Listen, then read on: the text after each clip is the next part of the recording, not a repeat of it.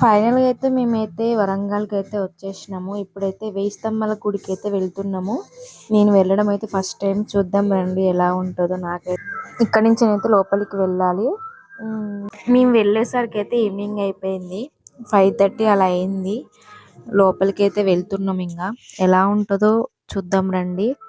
ఫైనల్‌గా అయితే లోపలికి అయితే వచ్చేసినాం. చూడండి, వేయి స్తంభాల గుడి అంటే ఇదే వేయి స్తంభాల గుడి. లోపలికి వెళ్దాం రండి.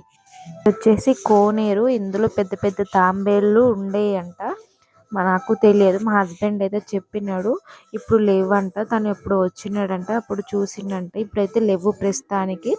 ఇక్కడ నుంచి అయితే శివయ్య దర్శనం అయితే చేసుకుంటాం. లోపల శివయ్య దర్శనం అయితే చేసుకున్నాం మేము. లోపల ఫోన్ అలర్ట్ లేదు, అందుకనే తీసుకొని వెళ్ళలేదు. ఇంకా దర్శనం అయిపోయాక వేయి స్తంభాల గుడి లోపలికి అయితే వెళ్తున్నాము. లోపలైతే చాలా చీకటిగా అయితే ఉన్నది. చూడండి ఎలా చీకటిగా ఉందో. మేము లేట్గా వెళ్ళేసరికి ఇంకా లోపలైతే చాలా బాగుంది. స్కూల్ పిల్లలు కూడా వచ్చినారు. వాళ్ళని టూర్కి ఎట్లా తీసుకొచ్చినారు అనుకుంటా. పిల్లల్ని కూడా తీసుకొని వచ్చినారు.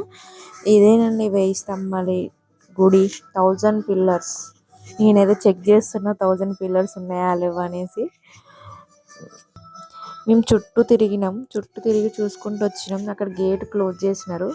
నేనైతే అందులో దూరైతే వస్తున్నాను. ఫైనల్గా అయితే వేయి స్తంభాలు కూడా చూసేసాం. Okay, bye.